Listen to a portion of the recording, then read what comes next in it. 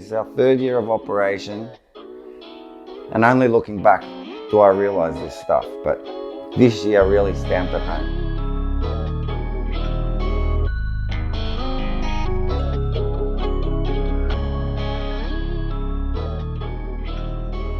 The whole idea in the first year was just to get good people together, doing good things for other people, and maybe I see the world with rose-coloured glasses, all right? It's how I'm built. That's not necessarily how the sport will go, because it takes on a life of its own. Year 2, definitely saw a change. We had first year of pro and first year of first div. And the difference between the 2 divisions were night and day there. Pro division, high intensity, high emotion, super competitive. Div 1, there for fun, community involvement, a lot of volunteering. Year 3, it's gone up a whole nother level again. It is what it is. Pro, there's a lot on the line. They're there for a championship. They want to be the best of the best. They put their all into it.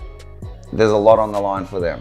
So the highs are really high, the lows are really low, and everywhere in between, they all fall. This year, first div, most 100% made up of people who were involved in year 2 are starting to take the same line as pro. Once we move to 4 divisions, clearly the top 2 divisions are where the competitiveness starts to come out. So pro, whole nother level of beast. Div 1, following in their footsteps because now they got something to prove.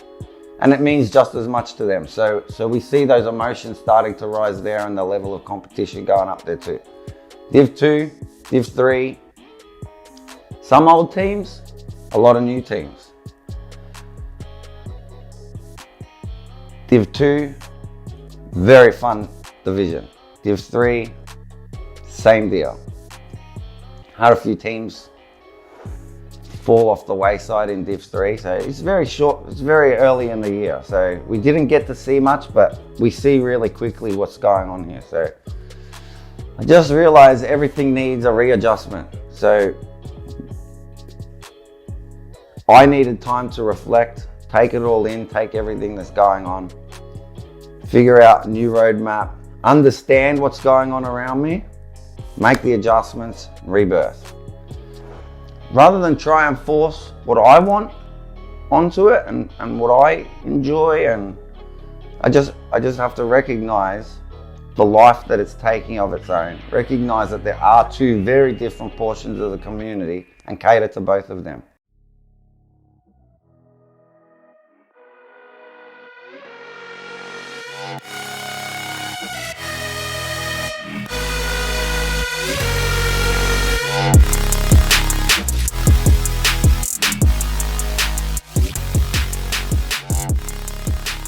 The social league will be for those people who, up until now, they just enjoy the fun, they like the community involvement, they want to keep contributing, they're there for socializing. No real thoughts about winning. It's just purely there because they love the sport, they want the platform to compete on in a structured environment outside of Scrim. But care less how you go, more about having laughs, having fun, hooking up with people, just that social experience. Now, the way that will look, that will be the affordable league. So for the people who can't afford a price increase or the increase in infrastructure, they really need to come expecting that there could quite possibly be no reps. This will rely heavily on people who still want to volunteer their time. So if people have time, they want to hang out in that community environment, they'll come and ref, they'll come and support you. But the expectation has to be, first and foremost, that there may not be anyone.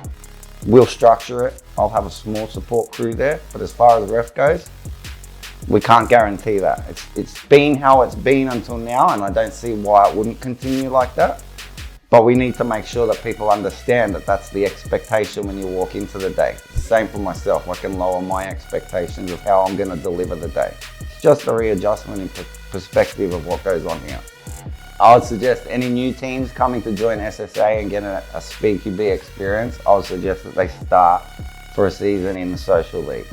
Become strong as a team, get to know each other, see if competition's for you, have the enjoyment, get the experience of fun, understand the format, understand how we work, have conversations to spend your first season learning what we're about. Come along and have a look at the Champions League.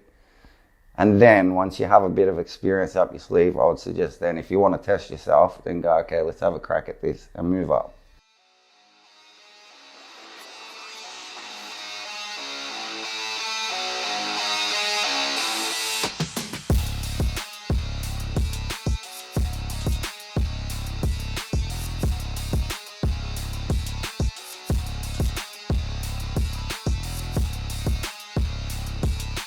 Champions League is the competition, the SpeedQB competition that everyone's looking for.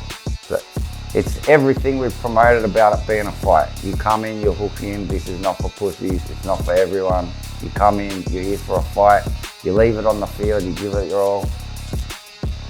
It's that long journey, it's that year-long journey where you got to grind for the year, month after month. And at the end, you get to be proud of what you achieve. You either come out a champion or you come out a loser. There is no in between. There's only one winner, the rest are losers. This is where the super competitive people come. This is where you fight for the title. This is where you fight for your bragging rights. This is where you'll see all the emotion from highs to lows. Very extreme division. That's where all the shit goes down. Look, rather than try and not have these elements in the sport, let's embrace it and walk towards it. So we need a team that can handle that, keep them under control. It's like a bucking bull. We let them out of the gate and they go wild. This is the league where the animals are set free. They're going hard. They're here for hard competition. No one's going to get in their way. They got a lot on the line. This is their bragging rights. This is where the whole industry turns and says they're the winners of the Champions League. In order to accommodate wants like that, no problem, we can do it. No problem whatsoever. It wasn't how I had set this year up, and it's also not how I had gone about building any of this. So just a matter of recognizing that and saying, okay, we can deliver the type of competition that you're looking for, but that portion no longer is this community effort. People need to chip in order to keep it at this price point. So we need more infrastructure to deliver that level of service. It needs to be training, support, more social media support for those teams and highlight. Just looks completely different. So in order to deliver that, we need to create positions and create a team of our own that we can rely on to be there consistently.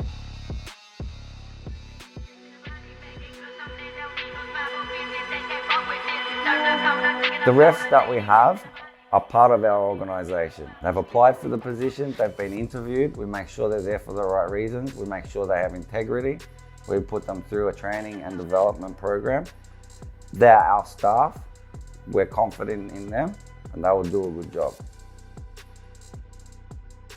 We have formed, tested and implemented a tribunal system, so anything that escalates beyond what we can deal with on a day will be escalated to the tribunal process. So if someone abuses a ref, it's on report. Basically, like the footy, things will go on report. Someone lets their emotions get too out of control. Well, there's room for us to manage to a certain point. Someone starts hitting a wall, you'll be escalated. If someone comes face to face with someone, that'll be escalated. There are certain behaviours that we accept and we embrace that comes with competition and the high intensity of this competition, but it has a limit, it has a boundary, and if it's crossed, there'll be repercussions. you can expect that any escalation to the tribunal will come with a period of suspension. So I'm not part of the tribunal hearing, I'm not part of the tribunal process, and the tribunal is made up of a board of your peers. So they ultimately will decide what is acceptable, what's not within the community. Like I said, any escalation to the tribunal means it's outside of what we accept at an event, but takes the ban hammer out of our hands and passes it to the community. The need to eliminate all grey area, so the rules will reflect that a hit is a hit, a this is a this. This behaviour is escalated to this situation.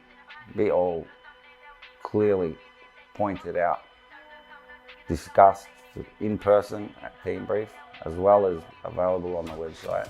But we'll make sure everyone knows. There'll be clear boundaries, there'll be clear expectations, there'll be clear outcomes in response to falling outside of any of those expectations.